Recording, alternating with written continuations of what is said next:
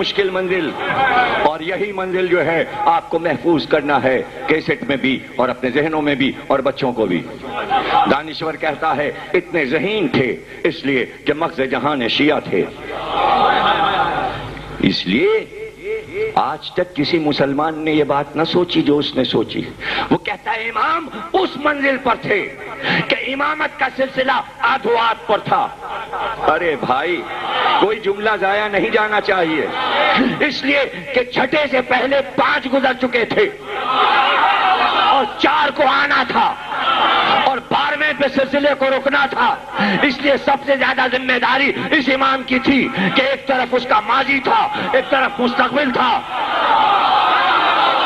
اس کو دوہرا کام کرنا تھا کہ وہ ماضی بھی بتائے اور مستقبل بھی بتائے۔ کون لکھ رہا ہے؟ جرمنی اسکالر لکھ رہا ہے، اور بیٹھ کر وہ غور کر رہا ہے کہ ایک بار امام نے پیچھے مڑ کر ماضی کو دیکھا، علی، حسن، حسین، سید سجاد، محمد باقر، اتنا علم، جس کی پشت پر اتنا علم ہو،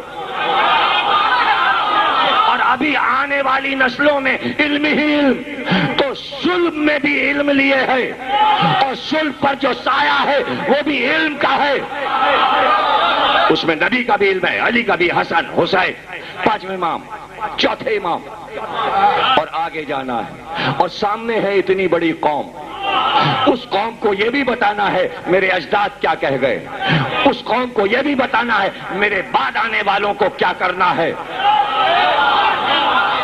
اس لیے اب یہ معجزہ کہلاتا ہے ائمہ کا۔ اس لیے سارے اماموں میں سب سے زیادہ عمر اللہ نے اس امام کو دی، 70 برس، اس لیے کہ کام تمہارا دونا ہے۔ امام حسن 47 برس کے، امام محمد تقی 25 برس کے، امام حسن عسکری 28 برس کے دنیا سے جا رہے ہیں، یعنی کسی کی عمر زیادہ نہیں ہوئی۔ حضرت علی کتنے؟ 63 اور 65 کے درمیان، رسول اللہ 63۔ معصوموں میں سب سے زیادہ عمر 70 برس جعفر صادق کی، اس لیے کہ کام بڑا، جو علم کا بڑا کام کرتا ہے وہ یوں بھی زندہ رہتا ہے اور یوں بھی زندہ رہتا ہے۔ لیکن وہ کہتا ہے اس کی ذہانتوں نے دیکھا کہ یہ قوم جو میں نے بنائی ہے، میرے بعد 7واں امام آئے گا، 8واں آئے گا، 9واں آئے گا، 10واں آئے گا، 11واں آئے گا، 12واں آئے گا، اور ایک دن یہ قوم بے امام کی ہو جائے گی، اس لیے کہ 12واں پردے میں چلا جائے گا۔ اتنی محنت سے میں نے یہ قوم بنائی ہے، اس کے پاس امام نہیں ہوگا تو کہاں بھاگی بھاگی پھرے گی، کہاں بھٹکی بھٹکی پھرے گی؟ کیا دنیا کے بنائے ہوئے اماموں کے پیچھے چلنے لگے گی؟ جب 12واں پردے میں جائے گا تو کون انہیں پکارا کرے گا، آؤ مدرسہ لگ گیا؟ یہ تو بکھر جائیں گے، ساری محنت نبی کی بیکار جائے گی، ماضی کی محنتیں حسن اور حسین کی بیکار جائیں گی، قوم تو بے سہارا ہو جائے گی۔ اس کو علم کون دے گا؟ ان کو ہدایت کون دے گا؟ یہ امام سے مل نہیں پائیں گے، امام زندہ ہوگا نہ یہ خطوط لکھ پائیں گے، نہ ان کی بارگاہ میں پہنچ پائیں گے۔ ہم اس قوم کو دنیا کی سب سے بڑی قوم کیسے بنا دیں کہ نہ یہ کسی سیاسی رہنما کے پیچھے جائے،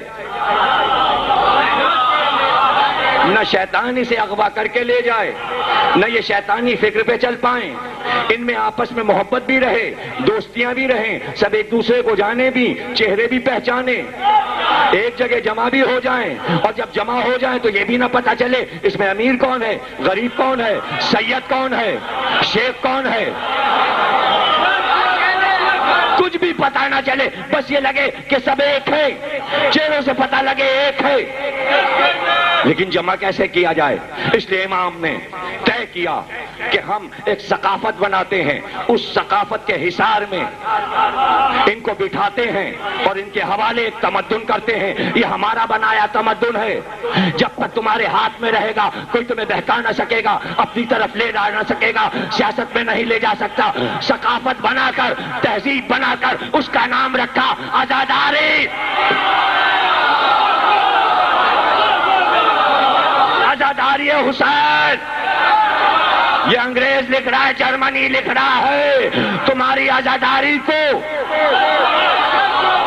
کہ امام صادق نے ایک تہذیب بنا کر دی اور کہا اب تمہیں پوری دنیا میں بکھر جانا، جس بھی بر اعظم میں چلے جاؤ، صحرا میں چلے جاؤ، سمندروں میں چلے جاؤ، فضا میں چلے جاؤ، جو ملک پسند آئے وہاں رہنا، لیکن تہذیب ساتھ رکھنا۔